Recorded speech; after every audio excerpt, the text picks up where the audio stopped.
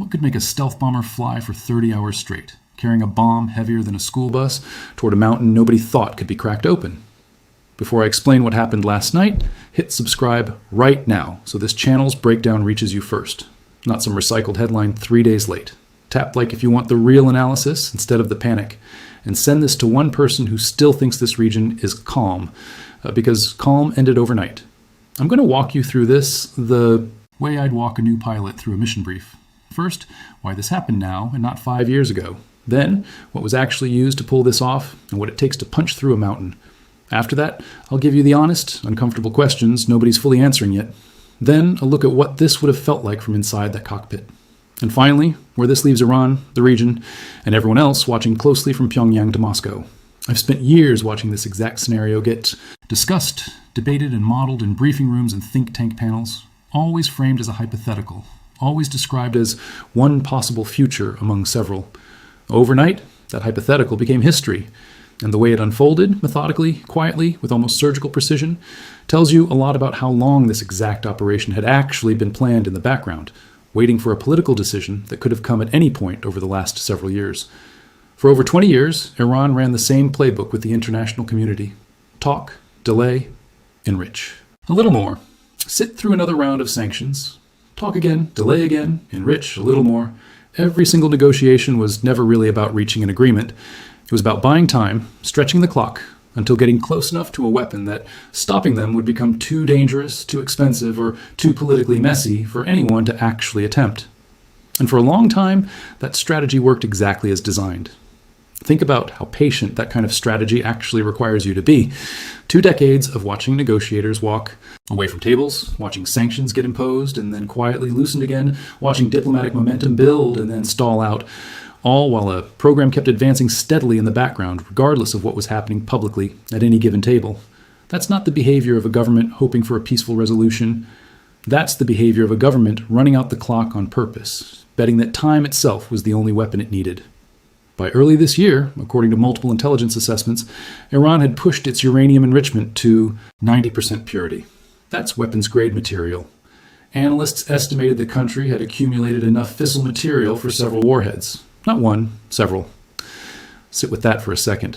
The so-called breakout window, the gap between a political decision to build a bomb and actually holding one, had shrunk from over a year down to somewhere between a few weeks and a few months. That collapse in timeline is what changed everything. For 3 decades, American administrations of every political stripe repeated the same warning. Iran will not be allowed to obtain a nuclear weapon. But repeating a warning and actually enforcing it are 2 completely different things. And Iran had spent 2 decades betting no president would ever pull that trigger. Last night, that bet finally got called, and the House lost everything on the table. Now let's get into what actually happened, because there's a lot of noise circulating right now, and I want to cut straight through it. The core strike package almost certainly centered on the B-2 Spirit stealth bomber, likely flying out of Diego Garcia with support possibly staged through Whiteman Air Force Base back home. The B-2 is the only aircraft in the entire American arsenal capable of carrying the GBU-57, a 30,000-pound bunker-busting bomb built for exactly one purpose: reaching deeply buried, heavily fortified underground facilities that nothing else can touch. Let me put that weapon in context, because most people have no real sense of what it actually does. It's over 20 feet long, it weighs 30,000 pounds. When it hits the ground, it drives through up to 200 feet of reinforced concrete before the warhead even detonates. 200 feet.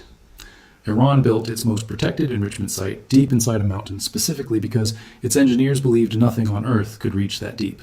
This weapon exists for the sole purpose of proving that belief wrong.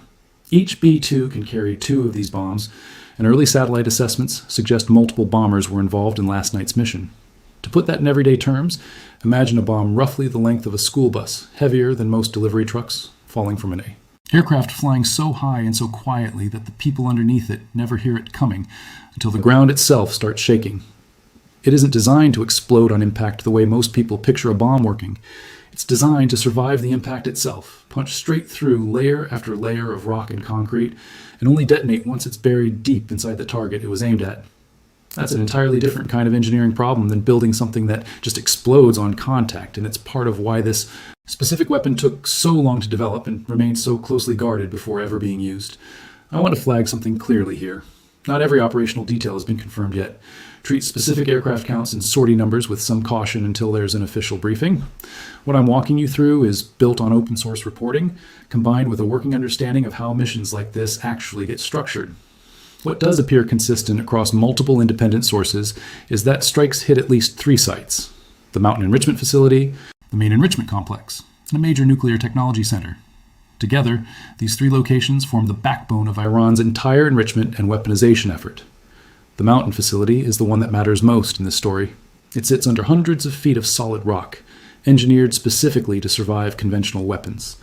Iran built it in secrecy because it was meant to be the fallback, the site that would keep the program alive, even if every other facility got hit. The combination of a B-2 and a GBU-57 is the only thing in existence that could seriously threaten a site like that. And last night, that exact combination was used. For years, this particular facility functioned almost like an insurance policy for Iran's entire nuclear ambitions. Every other site could theoretically be damaged, sanctioned, inspected, or negotiated away, but as long as that Mountain facility stayed intact and operational, the program itself could never truly be considered finished. That's precisely why it became the priority target the moment a decision to strike was made. Removing it doesn't just damage one facility, among several. It removes the fallback plan that made every other setback survivable. Let's talk about the supporting structure behind this strike, because those bombers absolutely did not go in alone, and understanding the full picture actually matters here. A mission this complex requires what's called a strike package, layers of different aircraft and systems, each with a specific job. Think of it like a football play. The bomber is the quarterback, but nothing works without the linemen clearing the way and the coaches calling the plays from the sideline. Electronic warfare aircraft, almost certainly Growlers operating from a carrier somewhere in the region, would have been tasked with jamming and suppressing Iranian air defense radar. Iran's aging missile defense systems were never designed to counter a coordinated electronic assault from aircraft they literally cannot detect. At the same time, you'd expect a significant wave of cruise missiles, most likely launched from naval vessels, targeting surface-to-air missile batteries and command centers before the bombers ever entered contested airspace. You degrade the ability to shoot back before the real payload arrives. Then the stealth bombers come in, flying at altitude, essentially invisible to radar, dropping weapons Iran has no meaningful defense against, even if it somehow saw them coming. That sequence is deliberate, layered, and ruthlessly efficient by design. Every piece of that sequence exists to solve one specific problem. You cannot risk a $2 billion aircraft and an irreplaceable weapon on a target defended by systems that might get a lucky shot off. So the entire mission is built backward from the target itself, stripping away every possible threat layer by layer until the bomber is essentially flying through empty sky by the time it actually reaches the target. That's not improvisation. That's years of simulation, wargaming, and rehearsal condensed into a handful of overnight hours. I want to be honest that the exact composition of the supporting package is still developing in open reporting. What I'm describing matches how the Air Force and Navy have trained for a scenario exactly like this, one for years. Some specifics remain unconfirmed as I record this. What isn't unconfirmed is the result. The facilities are gone. Let's be fair here, because that's what you deserve. There are legitimate, serious questions being raised right now, and they deserve honest answers rather than dismissal. First, did the United States actually have the legal authority to carry this out? That's genuinely complicated, and I won't pretend otherwise. Officials have pointed to existing military force authorizations, combined with an assessed direct threat tied to Iran's breakout timeline. Legal scholars are already arguing over whether that reasoning holds up, and that argument isn't ending anytime soon. This isn't a new debate either. Presidents going back decades have leaned on broad authorizations passed years earlier to justify strikes that weren't specifically anticipated when those authorizations were originally written. Some legal scholars argue that stretching old authorizations this far sets a dangerous precedent for future administrations. Others argue that an imminent, verified threat of nuclear breakout falls squarely within any reasonable interpretation of self-defense, regardless of which authorization gets cited afterward. Congress itself will likely spend the coming weeks arguing over briefings, classified assessments, and whether proper consultation actually took place before the order was given. That's a legitimate process, and it deserves to play out fully rather than getting steamrolled by the speed of the news cycle. If you're finding this breakdown clearer than anything else you've watched today, do me a favor and leave a comment with one word describing how you feel about all this, because I genuinely want to see where this audience lands on it. The second serious question involves retaliation. I'm not going to sugarcoat this part. The risk is real, and it's significant, and anyone telling you otherwise isn't being straight with you. Iran has spent decades building a network of proxies across the region, armed groups in Lebanon, fighters in Yemen, militia networks scattered through Iraq and Syria. Those networks are going to be activated in some form. The real question isn't whether Iran responds. It's how, at what scale, and how well American and allied defenses can absorb or deflect whatever comes next. It's worth understanding why Iran built this proxy network in the first place. Direct retaliation against the United States carries an enormous risk of an overwhelming direct response aimed straight at the regime itself. Retaliation through proxies offers a kind of plausible distance, a way to strike back, save face domestically, and signal strength to its own population, without necessarily crossing the line into a response that would trigger the exact same kind of direct, devastating action that just happened overnight.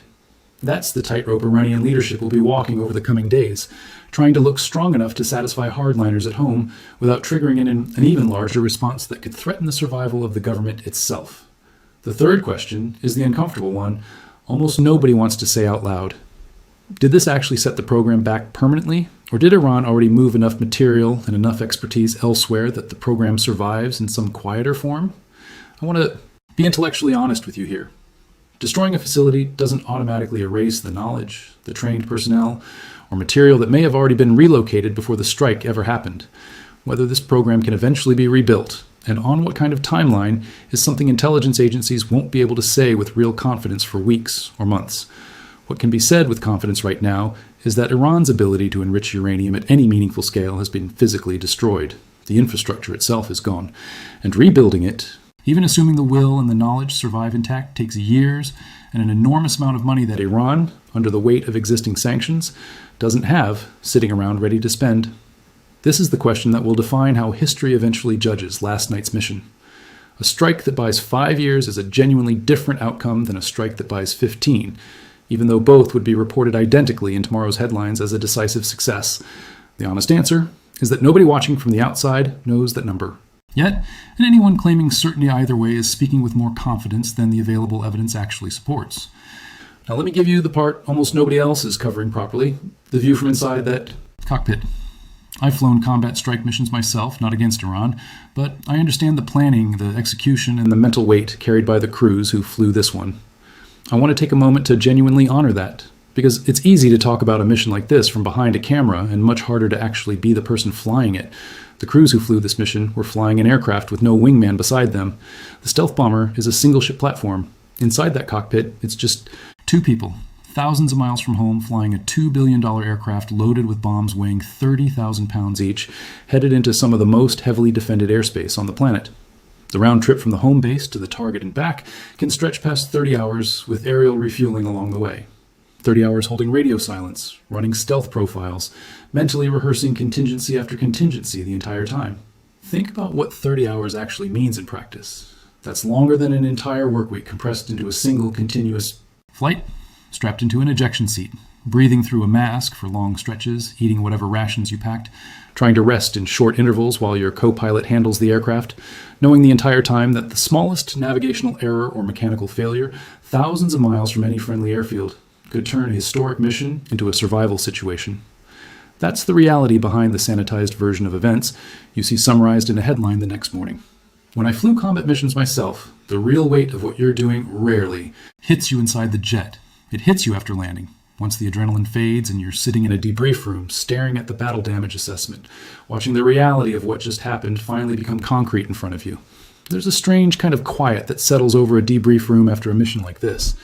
The room is usually still, professional, methodical, going step by step through what happened. But underneath that professionalism, everyone in that room understands exactly what they were part of, and that understanding tends to arrive slowly, hours after the actual flying is done. The crews who flew this mission are professionals who trained for years for exactly this moment. But behind every clean strike on the news, there are real human beings carrying the actual weight of it, and that deserves to be acknowledged honestly. From a purely professional standpoint, what was pulled off overnight ranks among the most technically demanding strike operations in modern air power history. Coordinated multi-aircraft bomber employment, deep penetrating munitions, layered electronic warfare, simultaneous suppression of enemy air defense, all happening at once. This is about as difficult as strike aviation gets, and by every early indication, it was executed without a hitch. The bunker buster used in this strike had reportedly never been used in actual combat before last night. Sit with that for a moment. The most powerful conventional weapon ever built, engineered specifically to destroy exactly the kind of facility Iran hid inside that mountain, was used for the very first time against the precise target it was designed for. That's not a coincidence. That's decades of deterrence planning, weapons development, intelligence gathering, and mission planning all converging into a single overnight operation. There's something almost poetic about that timing, if you can call anything about a military strike poetic. A weapon designed and built specifically for one purpose, tested and refined for years, sitting in storage without ever being fired in anger, waiting for the exact moment when the target it was engineered to destroy actually presented itself. Most weapon systems never get that kind of validation. This one did, on the first attempt, against the hardest possible target it could have faced. Now, let's talk about what happens next, because this is where a lot of coverage is going to get it wrong. Iran will respond. That part is close to certain. But here's what matters about how Iranian leadership actually makes decisions. They are not irrational actors, even when their public statements sound that way. This government has survived more than 4 decades in power precisely by being extremely calculated about which fights it can actually win. They provoke, they probe, they escalate through proxies. But historically, they've stopped short of anything that would trigger a direct existential response from the United States. The real question right now is whether last night changes that calculation entirely.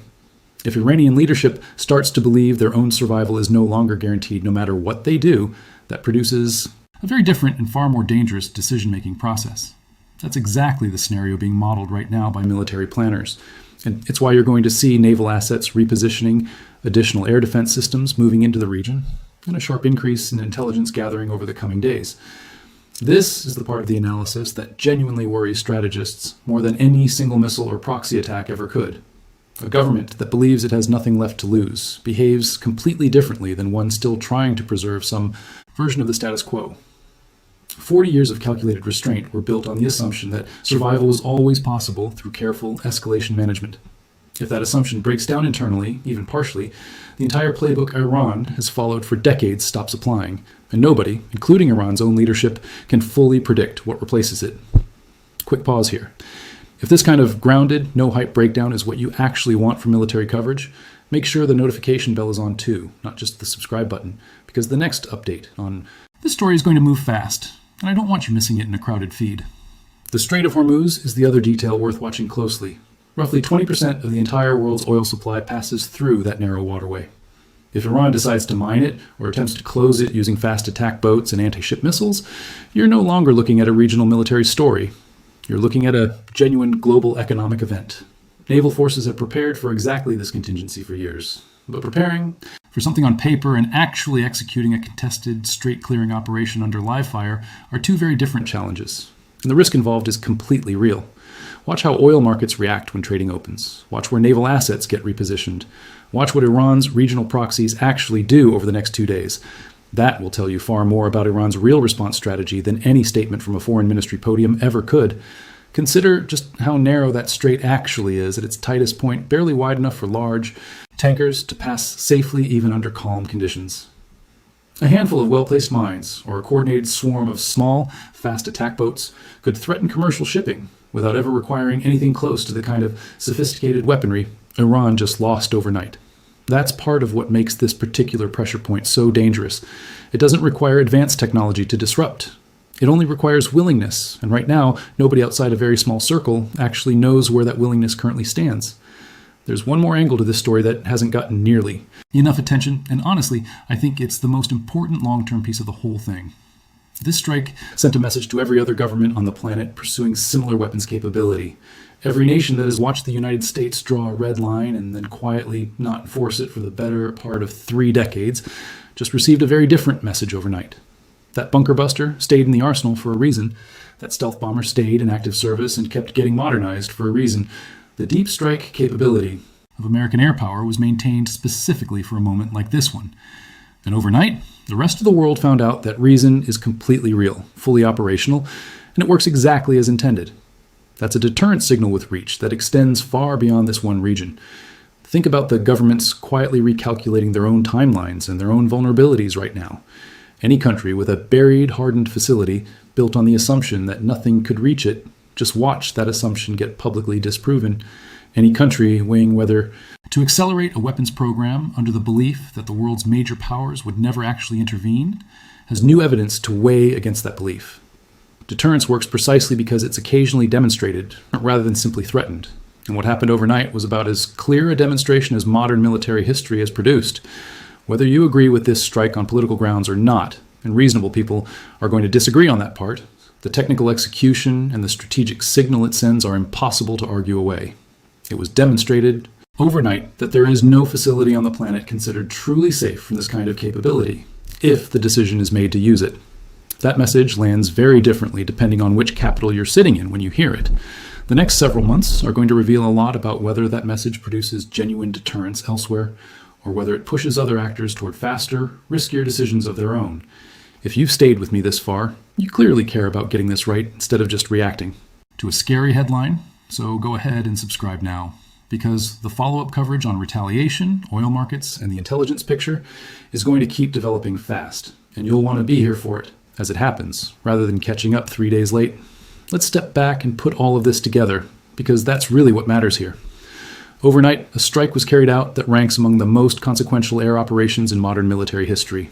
Infrastructure that took years to build cost billions of dollars and was specifically engineered to be immune to conventional military action was destroyed in a single coordinated operation. The program itself is not permanently erased. Knowledge doesn't vanish just because a building does, but the physical capability to enrich material at any meaningful scale has been set back by years, not months. The financial cost of rebuilding that capability is staggering, and whether the political will inside Iran even exists to attempt reconstruction under the constant threat of a second strike is a genuinely open question worth watching closely. Put yourself in the position of an Iranian engineer or official right now, someone who spent years of their career building toward a capability that was destroyed in a single night. Rebuilding isn't simply a matter of ordering new equipment and pouring new concrete. It means starting over under a government facing severe financial strain, under constant surveillance from adversaries who just prove they can find and destroy hidden facilities with precision, and under the very real possibility that any renewed effort invites exactly the same response that just happened. That combination of financial, technical, and psychological barriers is enormous, and it's the real reason analysts are talking about years of delay rather than months. The risk of retaliation is real, and I'm not going to minimize that for the sake of a clean ending. The coming days may end up being some of the most consequential and potentially dangerous stretch this region has seen in over 2 decades. But here's what can be said with real confidence. What was executed overnight, from a purely operational standpoint, was extraordinary. The planning, the coordination, the suppression of one of the more sophisticated air defense networks outside the world's major militaries. All of it carried out in total darkness, in complete silence, with effectively zero advance public warning. That is what modern air power looks like once the decision has been made and the mission gets the green light. And for the first time in that specific weapon's operational history, the entire world just watched it happen for real. Think about the sheer scale of what had to align perfectly for this to work. Years of intelligence gathering to know precisely where to strike. Billions of dollars invested decades ago into a weapon nobody knew for certain would ever actually get used. Crews who trained for a mission, most of them assumed they'd never actually fly. And a political decision made at the highest level to finally act on a warning that had been repeated for 30 years without ever being tested. All of that converged into a single overnight window, and it worked exactly as designed. That's not something that happens by accident, and it's not something that happens often. Every part of that chain had to work. If the intelligence had been slightly off, the target could have been missed entirely. If the electronic warfare support had faltered even briefly, the entire strike package could have been exposed to defenses it was specifically built to avoid. If the weapon itself had underperformed after decades in storage, waiting for exactly this moment, the whole operation could have ended in a very different kind of headline. None of that happened. Every layer held. And that's worth genuinely respecting, regardless of where you land on the broader political debate surrounding whether this should have happened at all. There's a broader lesson buried in this story, too, one that extends well past Iran. Deterrence only means something if it's occasionally proven real. A red line that's never enforced eventually stops functioning as a red line at all. It becomes background noise, something adversaries learn to plan around rather than fear. What happened overnight reset that equation, not just for Iran, but for every government quietly watching. From a distance, running their own calculations about what kind of response their own programs might eventually invite. That's the part of this story that will keep unfolding long after the news cycle around Iran itself starts to fade. History tends to remember these moments differently than the news cycle does in the days right after they happen. In the immediate aftermath, The coverage focuses on casualties, retaliation, oil prices, and political fallout, all of which matter, and all of which deserve careful attention. But years later, what usually gets remembered is simpler than that. Either a red line held or it didn't.